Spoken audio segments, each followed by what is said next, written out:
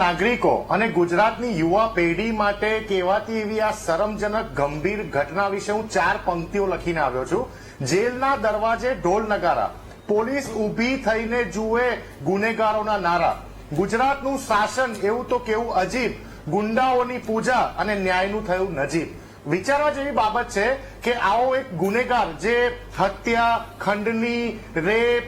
પછી તમે જો કે જેના પર ગુજસી કોર્ટનો કાયદો લાગેલો હોય, એના ઉપર લૂંટની ધારાઓ લાગેલી હોય, આવો ગંભીર એક ગુનેગાર જયારે જેલમાંથી છૂટે છે અને 10 થી 12 કાળી ગાડીઓ આ રીતે એનું રેલી કાઢે, એને ફૂલમાળા પહેરાવે, ઢોલ નગારા વગાડે, આ બાબત ખૂબ જ ગંભીર કહેવાય। ગુજરાતમાં ગુનેગારોનું આ રીતનું સ્વાગત એ સમાજમાં ખૂબ જ નેગેટિવ ઇમ્પેક્ટ તરફ લઈ જઈ રહી છે। પહેલી વાત તો હું સ્પષ્ટ કરું કે ગુજરાત પોલીસના આપણે એવા પણ રૂપ જોયેલા છે વૈભવી, કે અમદાવાદ, વડોદરા, સુરત, રાજકોટ જેવા શહેરોમાં જયારે પૂરના પાણી આવ્યા હોય ત્યારે ખડે પગે વરસાદમાં પણ લોકોની સેવા કરતા આપણે પોલીસ અધિકારીઓને જોયેલા છે। આપણે એવા પોલીસ અધિકારીઓને પણ જોયા છે જે 45 ડિગ્રીના ટેમ્પરેચરમાં ઉભા રહીને જયારે ટ્રાફિક જામની સમસ્યા શહેરોમાં થતી હોય તો એ સમસ્યાનું નિવારણ માટે લોકોની મદદે આવતા હોય છે, આપણે જોયા છે અને એમને સેલ્યુટ કરીએ છીએ। પરંતુ જે રીતે તમે જો કે ગુજરાત પોલીસની આ કાર્યક્ષમતા, મને ગુજરાત પોલીસની કાર્યક્ષમતા ઉપર કોઈ શક નથી વૈભવી। ગુજરાત આ જ ગુજરાત પોલીસ છે જયારે અમદાવાદમાં પ્રધાનમંત્રી મોદીજી આવવાના હોય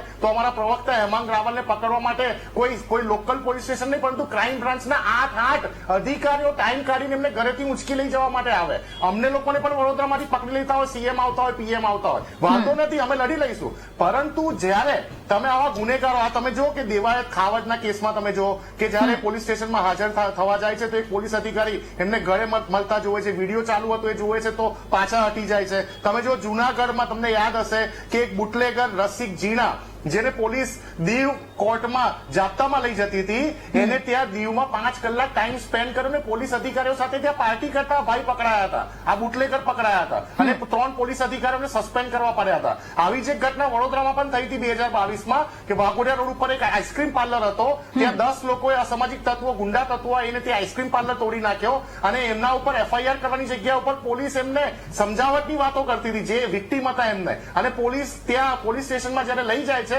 તો પોલીસ અધિકારી એમને ગળે મિલે છે। આવી અસંખ્ય ઘટનાઓ છે, આવી ઘટનાઓ નથી બની એમ નથી, પણ આ ગુનેગારોનું મનોબળ પાકું કરે છે વૈભવી। આ જે ઘટનાઓ છે એ આવા અસામાજિક તત્વો, આવા ગુંડા તત્વો, આવા બુટલેગરો, બેફામ બનેલા લોકો કે જે જાહેરમાં ગુનાઓ આચરતા હોય છે, જાહેરમાં મર્ડર જેવી ગંભીર ઘટનાઓ, જાહેરમાં કોઈકનું ગળું કાપી નાખવા જેવી ગંભીર ઘટનાઓ કરતા હોય છે, એ લોકોનું મનોબળ વધી રહ્યું છે। ગુજરાત પોલીસે આ બાબતને ગંભીરતાથી લઈને સામાન્ય રીતે તમે જુઓ વૈભવી તો કોલેજના છોકરાઓ, તમે જોયું હશે કે કોલેજના છોકરાઓ કોઈ 100 પટ્ટા માટે ગાડીઓની રેલી કાઢતા હોય છે તો પોલીસ તરત એમને ધર દબોચી લે છે, એક જણ ઉપર કાર્યવાહી કરવામાં આવે છે। તો જયારે આવા ગુનેગાર છૂટતા હોય અને એમની જોડે કાફલામાં આવા લોકો નીકળતા હોય એના ઉપર કેમ કોઈ કાર્યવાહી નથી થઈ? આટલા બધા કલાકો વીતી ગયા, એમના ઉપર કોઈ કાર્યવાહી નથી, કોઈ FIR નથી। 40 સેકન્ડમાં